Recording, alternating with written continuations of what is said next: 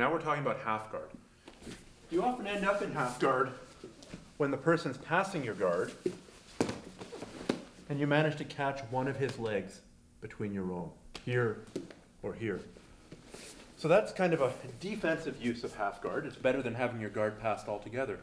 But some people are so good at half guard and prefer this position that they'll actually pull half guard as their first option.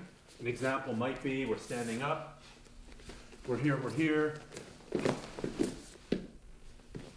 and I've jumped into half guard. That's kind of a new development in Brazilian Jiu-Jitsu in the last 10 years, and you'll find that some instructors love the half guard, some instructors hate the half guard. I suggest that you learn something from there just so that you're not at a loss for what to do.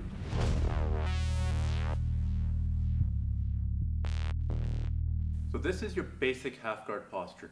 There's a lot of variations on the half guard, and you could have a whole video just on the half guard. In fact, I do have a whole video on the half guard. Here's a crash course. I'm going to take one leg and I'm going to hook his leg. My right leg is hooking his right leg. I'm going to be on my side. Generally speaking, I don't want to be flat on my back. Here he can put weight on me. If he drops his weight on my chest, you can hear how my throat's beginning to get constricted a bit. If I'm on my side, if he puts his weight on my ribs here, this isn't how I would be, but I can talk quite normally. It doesn't affect me. So I'm on my side. This hand, my left hand, can go one of two places. It can go across the throat. This is good to push him away. Or it can come underneath his arm here. Turn a bit this way. It can come as an underhook here.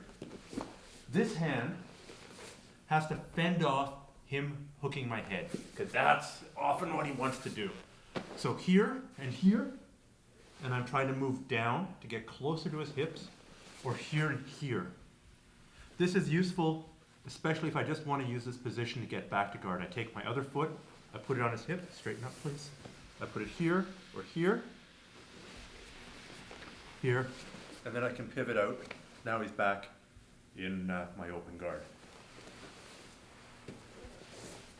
So, what I suggest that you do initially when you're playing with half guard is that you learn three techniques. You learn a couple ways to put the guy back into your guard, into your closed guard or into your open guard.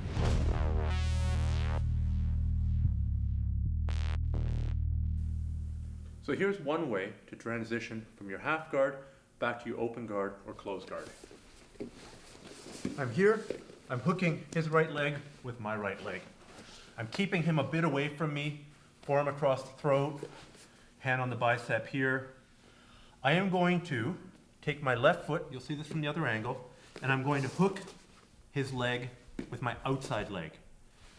From here, I'm going to push on his knee with my hand, or if it's tighter, come tighter, I'm going to push it with my forearm. Lift this hand up, please. Here or here, and that allows me to bring my right knee up along the left side of his body.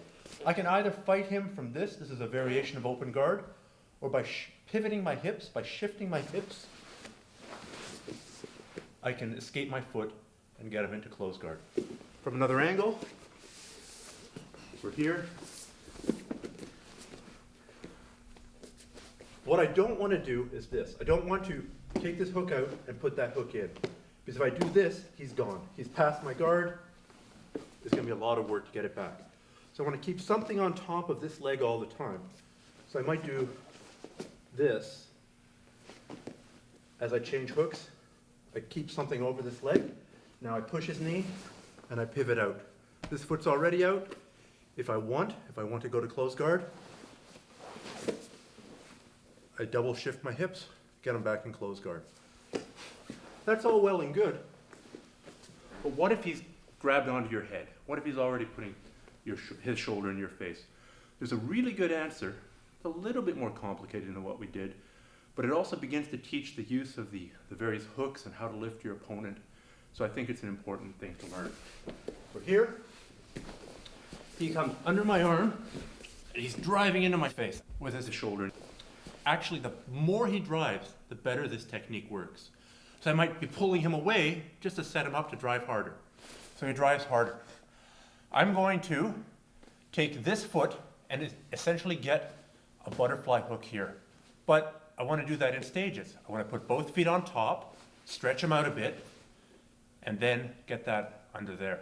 As you see, at no point ever was there nothing controlling the top of his foot. We're here. I maneuvered out there with 2 feet on top. Now I get this instep in. My other hand goes on his hip, and as he drive in, I can lift him up. As I can show you by talking, this doesn't take a lot of effort. Then I drop him into closed guard. From the other side, we're here. He's driving into my head. I might try pulling away. Oh, now he knows he's onto something good. So I'm going to move my feet onto the back of his leg, then circle my instep under his leg. As he drives, I'm going to lift him up with my foot and my hand, here and here. It's actually not any work at all. And then drop him in to close guard. So here's a good place to start with offense from the half guard. I'm going to skip over a whole bunch of the what-if scenarios here. I'm just going to show you the basic technique. Trust me, there's answers if he counters by doing this, if he counters by doing that. There are answers to all those questions. We're here. I've got the underhook. I'm going to try and move my head down towards his hips. I want my ear on his hip. So I'm going to pull him up here, and I'm going to duck down, and I'm also going to lift here. There. It may seem like I'm getting into a worse position, but actually I'm getting into a better position. I'm going to come underneath through his legs, here, and shimmy down a bit further.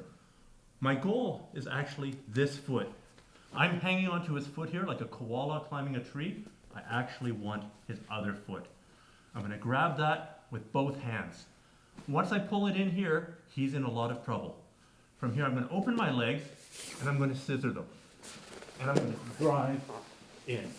We usually end up in a position like this. He's in a pretty bad position. His leg is still out of play, so I might as well capitalize on that by passing the guard. So it's an important thing.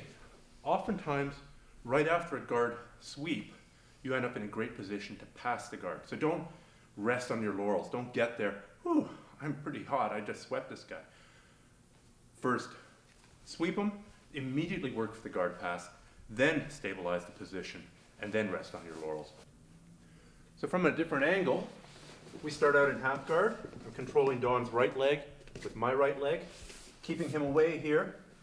Come to the underhook, maybe I grab the belt, I pull him up, I come through the legs, I grab here, and I shimmy down and get onto my side. From here, I'm going to capture his far foot, his left leg. I'm going to scissor my leg and come up. Now maybe I can finish the sweep just by driving in here, just like we did before. Come back, please. But if pushing doesn't work, then try pulling. If I try going left and it doesn't work, go right. So I'm driving in here, he's basing out, he's not going down. If I roll underneath him, if I fake one way and go the other, you can often get very good results in jiu-jitsu.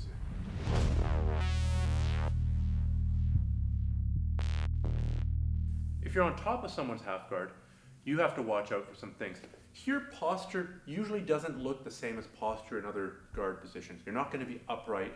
You're not going to be standing usually. You're usually going to be driving forward. You're going to be hunting for this head here and for this underhook. The hand that goes under the head, palm down. The hand that comes under the armpit, palm up. And I'm going to be driving his head. It's not just here, where you can be nice and comfortable. I'm going to try and make him look towards you guys here. Now, if in the process of doing this, he gets the underhook, come in, get the underhook, this is a danger for me. I have to either whizzer it to wrap it, to stop him from easily getting to my back, because if I don't, he's going to scoot out and get onto my back. So if he gets the underhook, I have to either stop, or I push away, come back, fight for my underhook, then come forward. So generally speaking, you don't want to push forward if he has the underhook.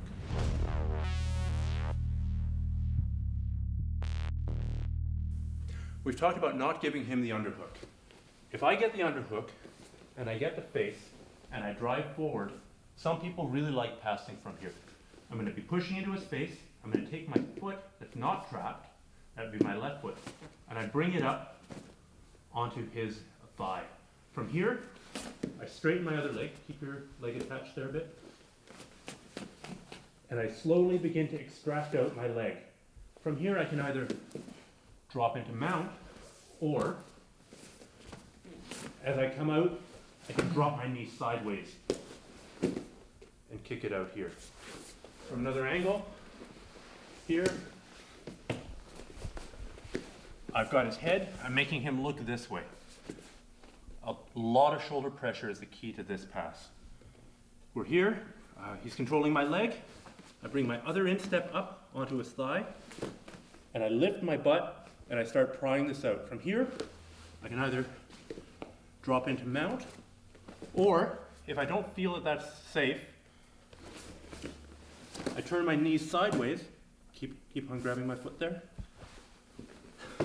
come around almost a side mount, take my other foot,